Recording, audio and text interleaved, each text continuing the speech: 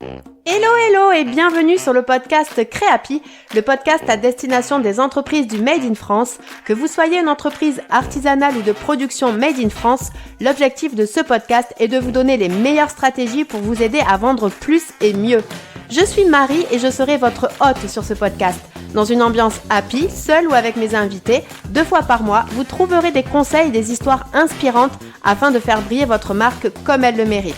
Allez, je ne vous en dis pas plus et je vous laisse découvrir l'épisode du jour. Hello et j'espère que vous allez bien. Je suis ravie de vous retrouver dans ce nouvel épisode de Créapi. Alors aujourd'hui, non, nous allons pas parler d'Instagram, nous allons pas parler de communication en ligne, de communication digitale. Nous allons parler des CEO Day. Et oui, j'en ai parlé il y a quelques temps sur mon compte Instagram et vous avez été nombreuses à me demander, qu'est-ce que c'est Marie? Est-ce que tu peux nous en dire un petit peu plus? Donc, je trouvais que c'était intéressant de faire un épisode de podcast qui allait vous présenter ça. Donc, l'épisode va se découper en 2 parties. Premièrement, je vais vous présenter ce qu'on doit voir dans un CEO Day, déjà à quoi ça sert et ce qu'on doit prendre en compte dedans. Et ensuite, on finira avec les 4 étapes pour mettre en place le CEO Day et pour que demain, vous puissiez vous-même faire des CEO Day et avoir tous les bénéfices que cela comporte.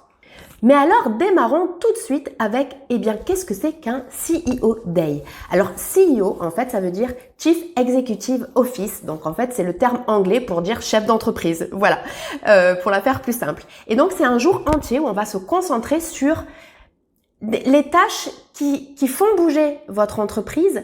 Mais vous savez, c'est quand on dit on travaille sur son entreprise plutôt que dans son entreprise. Quand on travaille dans son entreprise, c'est là où on crée les produits pour ses clients, on gère les retours clients, on gère les expéditions, on crée le produit, on crée ses contenus, etc. Là où quand on travaille sur son entreprise, on prend un petit peu de hauteur, on analyse comment fonctionne l'entreprise et voilà, on voit si elle prend une bonne direction, on rectifie si besoin, on avance des projets qu'on voulait peut-être mettre en place mais on hésitait. Donc voilà, c'est vraiment un petit pas de côté qu'on fait au niveau de notre entreprise et ça en fait, c'est des choses quand on a la tête dans le guidon, on ne le fait pas assez et c'est pour ça que je voulais faire un épisode aujourd'hui pour mettre ça en lumière parce que c'est important de prendre vraiment cette casquette de chef d'entreprise et de se dire ok, est-ce que mon entreprise va dans la bonne direction? Ok, et donc maintenant on va rentrer donc dans les 5 sujets que moi je vous propose d'analyser lors de votre CEO Day. Alors le premier c'est les finances. Oui, ça pouvait paraître évident mais c'était important quand même de le préciser. Là en fait ce qui va être important c'est de voir comment votre entreprise se comporte au niveau financier. Donc de regarder par exemple vos revenus, vos dépenses, le bénéfice, c'est-à-dire les revenus moins vos dépenses et de voir si vous atteignez vos objectifs financiers. Bien entendu, ça veut dire qu'au départ, il faut s'être fixé des objectifs financiers.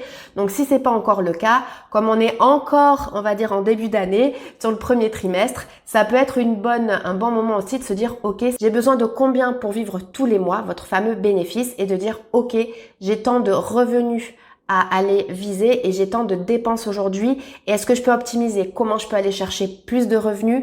Comment je peux à ce moment-là peut-être minimiser mes dépenses? Et en fait ça des fois on se dit oui j'ai à peu près une idée, c'est important de le marquer. C'est vraiment important, alors on verra après comment, mais c'est important de le marquer et de se dire ok là il me manque un petit peu, qu'est-ce que je peux aller chercher comme action justement pour aller chercher ces prochains revenus et s'il y a un peu trop de dépenses, est-ce que par exemple cet outil je l'utilise vraiment? Est-ce que je peux pas un petit peu est-ce que je pourrais l'arrêter le temps et puis quitte à le reprendre plus tard et voilà, et se dire en fait bout par bout, c'est là où ça va vous permettre finalement d'améliorer aussi les bénéfices et vos revenus. Donc voilà. Deuxième sujet à analyser lors d'un CEO Day, ce sont vos statistiques. Et oui, je ne pouvais pas ne pas en parler. Alors je sais que ça on l'aime pas toujours, mais c'est important. Alors là, je parle pas de l'aspect financier, mais je parle vraiment de suivre les statistiques de sa communication et de son audience. C'est important aujourd'hui de savoir si tout ce qu'on fait, que ce soit sur Instagram ou par newsletter ou si vous décidez de lancer un compte Pinterest ou un podcast, je ne sais qu'est-ce, mais en tout cas c'est important de pouvoir suivre si les actions que vous menez, elles sont intéressantes. Et si c'est le cas, voir pourquoi, quitte à les reproduire, et si elles ne le sont pas, se dire ok, cette action je peux la mettre un peu de côté, je la referai plus, ou essayer d'aller voir qu'est-ce qui n'a pas fonctionné, qu'est-ce que vous pourriez améliorer. Mais c'est vrai que souvent j'ai des personnes qui viennent me voir en me disant Marie, moi je comprends pas, ma communication sur Instagram elle marche pas. Mais ça veut dire quoi, elle marche pas? Est-ce que vous n'avez pas eu assez d'abonnés? Si c'est le cas, c'est combien vous vous en étiez fixé? Et un petit peu comme le suivi de vos revenus et vos dépenses qu'on a vu précédemment, c'est ça qui va vous permettre de vous dire, ok, là, ce poste-là, je suis pas allé chercher autant d'abonnés que je voulais. Pourquoi? Qu'est-ce qui manque? Qu'est-ce que je peux optimiser? Est-ce que c'est l'appel à l'action? Est-ce que c'est le sujet? Et bon, alors là, après, vous avez plein d'épisodes de podcast sur Créapi qui parlent vraiment de sa communication. Donc là, j'ai pris l'exemple d'Instagram. Mais voilà, je vous inviterai à aller voir les autres épisodes. Mais en tout cas, là, c'est important vraiment de suivre ça. Donc, par exemple, votre nombre d'abonnés, comme je le disais. Est-ce que il augmente sur les réseaux sociaux, par exemple si vous êtes sur Instagram? Est-ce que vous avez plus d'inscrits sur votre base email? Si c'est pas le cas, comment vous pourriez l'augmenter? Ensuite, vérifiez aussi, ça c'est important, le taux d'engagement que vous pouvez avoir, alors aussi bien sur les réseaux sociaux, c'est-à-dire le nombre d'interactions par rapport au compte que vous touchez, ou même par rapport à vos emails, si on prend encore l'exemple de l'email. C'est est-ce qu'aujourd'hui, quand vous avez envoyer un email, est-ce qu'il est assez ouvert? Donc c'est ce qu'on appelle le taux de clic. Donc voilà, et de regarder, ok, ça c'est plutôt pas mal. Alors toujours pareil, est-ce que, je sais pas, un taux de clic de 40% c'est bien? Alors je vous le dis, oui, c'est bien. Mais si au départ vous n'avez pas forcément cette donnée-là ou si vous l'avez pas en tête, de suivre l'évolution. C'est ça qui va être intéressant. C'est de se dire, ok, ce mois-ci je suis à 40%, le mois suivant je suis passée à 30%, qu'est-ce qui s'est passé? Ok, comment je peux réoptimiser pour revenir peut-être à 40%, augmenter à 42%, 43%? Et bien entendu, on n'est pas trop gourmand. Déjà, si on arrive à rester sur le même rythme, c'est bien. Et après, si on peut avoir toujours un petit peu plus d'évolution, c'est toujours, forcément c'est toujours mieux, mais on reste quand même gentil avec soi-même. Et enfin, ce que je vous recommande aussi, alors les statistiques, vous pouvez suivre plein d'autres choses, les couvertures, les impressions, le nombre de fois où vos épingles sur Pinterest ont été enregistrées. Là, je peux pas tout vous donner parce que ça dépend vraiment de chaque canal de communication que vous utilisez. Là, je vous en ai donné, donc pour l'instant 2, c'est-à-dire le nombre d'abonnés, le taux d'engagement, donc ça qui sera dépendant du réseau social sur lequel vous êtes. Je vous en donne un 3e aussi qui peut être intéressant, mais bien entendu, vous pourrez bien sûr vous pourrez personnaliser vos statistiques en fonction de vos objectifs et des moyens de communication que vous utilisez. Mais donc l'autre statistique intéressante, c'est de voir aussi quelles sont vos principales sources de trafic, notamment si vous avez une boutique en ligne. C'est de se dire, ok, est-ce qu'elles viennent plutôt de mon référencement? Est-ce qu'elles viennent plutôt de ma newsletter? Est-ce qu'elles viennent plutôt d'Instagram? Est-ce qu'elles viennent plutôt directement, les gens l'écrivent dans l'URL? Et ça vous permettra de voir où c'est que vous pouvez soit améliorer votre communication, soit là où vous pouvez l'optimiser ou l'insister un petit peu plus. Voilà. Donc je répète pour les statistiques, aujourd'hui ce que je vous conseille de regarder, c'est au minimum l'évolution de votre nombre d'abonnés, que ça soit aussi bien sur vos réseaux sociaux que vos emails, que le nombre de visiteurs que vous avez sur vos pages web si vous avez une boutique, le taux d'engagement moyen, c'est-à-dire pour chaque réseau social, le nombre d'interactions qu'il y a par rapport soit au nombre de fois où les gens voient vos publications ou par rapport à votre nombre d'abonnés. Pour tout ce qui est newsletter, c'est de regarder le taux de clic, et pour tout ce qui est, alors à ce moment-là sur la boutique en ligne, ça va être le taux d'engagement, en fait ça va être le taux de conversion, c'est-à-dire le nombre de personnes qui achètent. Mais là en fait, quand on parle directement d'achat, c'est quelque chose qui va revenir sur le point numéro 1 au sujet donc du suivi de vos finances. Et enfin, donc 3e statistique à regarder, c'est vos principales sources de trafic pour savoir ce qui peut être optimisé, peaufiné, amélioré.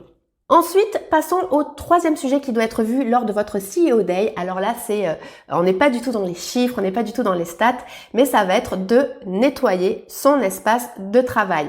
Aussi bien son espace digital que votre atelier, votre bureau.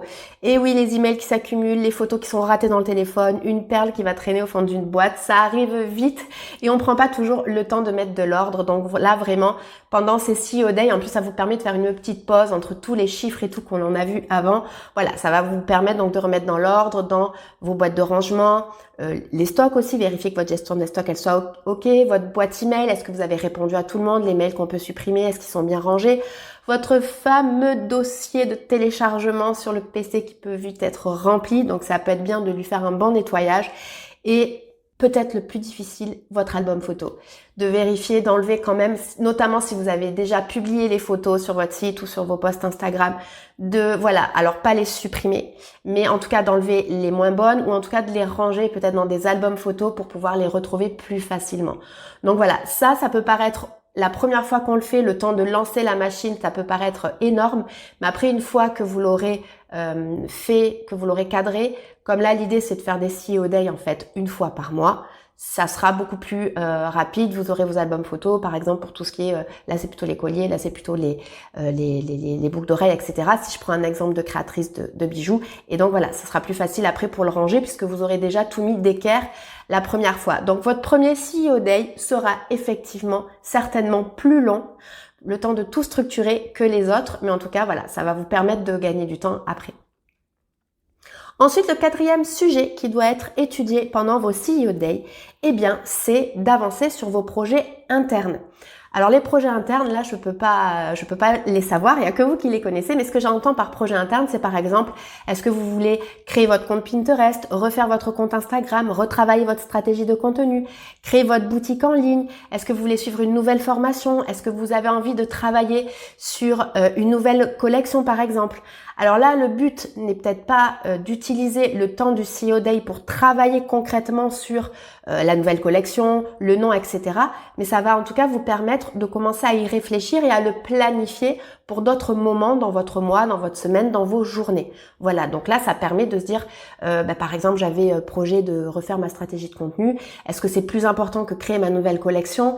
Ah, là, il y a les vacances qui vont arriver, il y a les vacances d'été qui vont arriver. Non, vaut peut-être mieux que je fasse ma nouvelle collection là, maintenant, tout de suite. Et à ce moment-là, la refonte de mon compte Instagram, je peux peut-être, par exemple, la prévoir pour la rentrée la rentrée scolaire 2024. Voilà, c'est juste des exemples, mais c'est de se dire, ok, je priorise, et après, comment je vais faire? Ok, j'ai décidé que là, le plus important, ça allait être la nouvelle collection.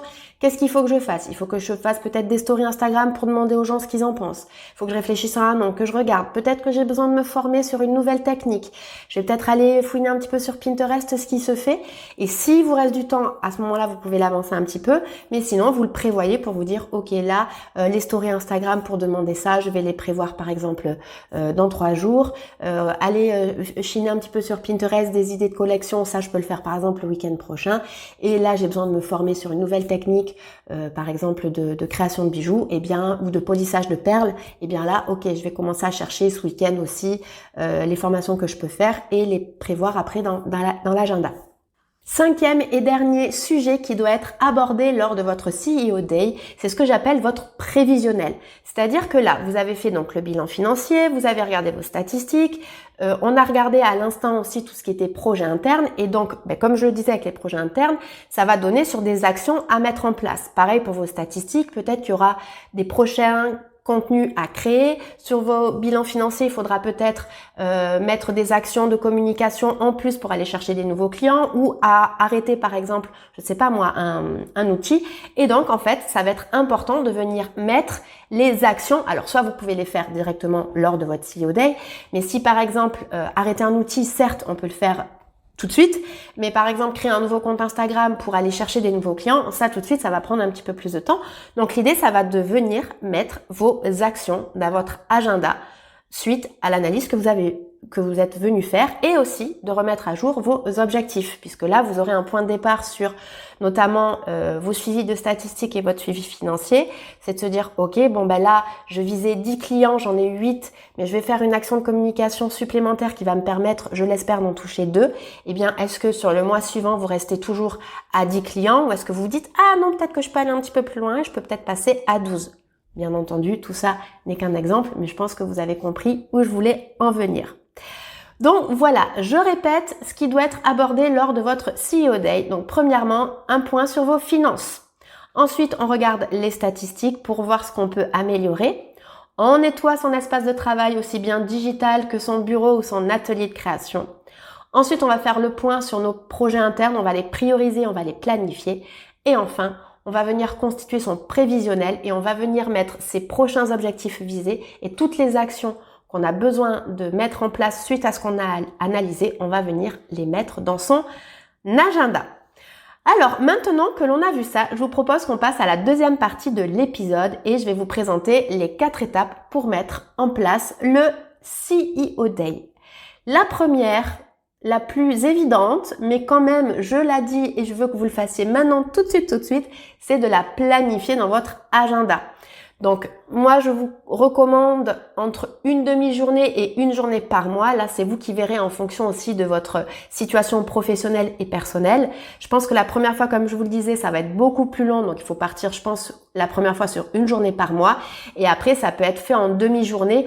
Ou alors, vous pouvez aussi faire ce que j'appelle des mini CEO Day de 1 heure par exemple chaque semaine, où chaque semaine, vous pourrez peut-être venir déjà faire le tri dans votre dossier de téléchargement, dans votre album photo, et donc ça vous permettra en fait de gagner du temps sur le CEO Day mensuel.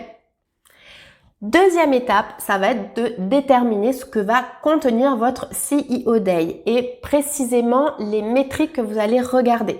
Je viens de vous le présenter, on a vu les finances, les stats, le nettoyage de son espace de travail, vos projets et votre prévisionnel, mais là, il va falloir venir le préciser pour votre cas.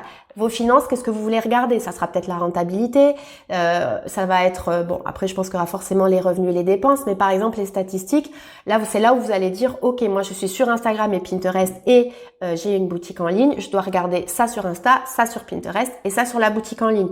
Vous allez venir en fait vraiment les préciser et tout ça justement, vous allez le mettre, donc c'est là où on passe dans l'étape 3, où vous allez créer en fait un système de suivi, c'est-à-dire que maintenant que vous savez ce que vous devez suivre, c'est là où vous allez venir le mettre sur un espace de travail. Alors ça peut être en ligne, moi je sais que je l'ai su par exemple, j'utilise Notion, mais ça peut être un fichier Excel, ça peut être un fichier Word si vous êtes plus à l'aise, ça peut même être un carnet papier. L'idée c'est quand même d'avoir un modèle, par exemple vous savez que vous devez d'abord voir les dépenses, puis les revenus, puis après les statistiques c'est le nombre d'abonnés, le taux d'engagement, etc. Et comme ça vous pourrez le décliner à chaque CEO Day, ça vous permettra aussi de suivre plus facilement l'évolution et surtout ça vous permettra de gagner du temps à chaque nouveau CEO Day parce que vous savez exactement ce que vous devez suivre à chaque fois. Et enfin, quatrième et dernière étape, là c'est le jour de votre CEO Day. Ce qui va être important, c'est de vous mettre à l'aise.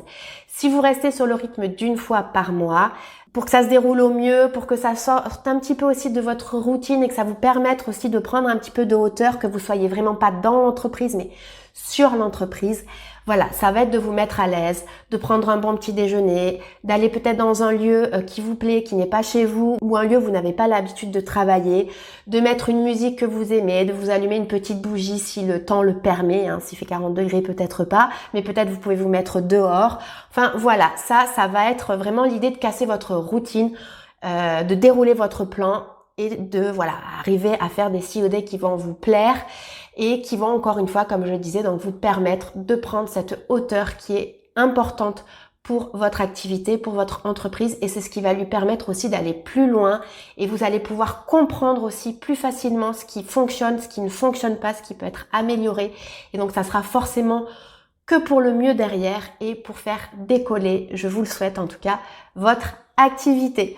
Voilà, c'était un épisode un peu différent des autres, je parle rarement de ces sujets-là, on n'est vraiment pas dans de la communication, on est plus dans un sujet entrepreneurial, mais j'ai vraiment pris beaucoup de plaisir à vous livrer tout ça.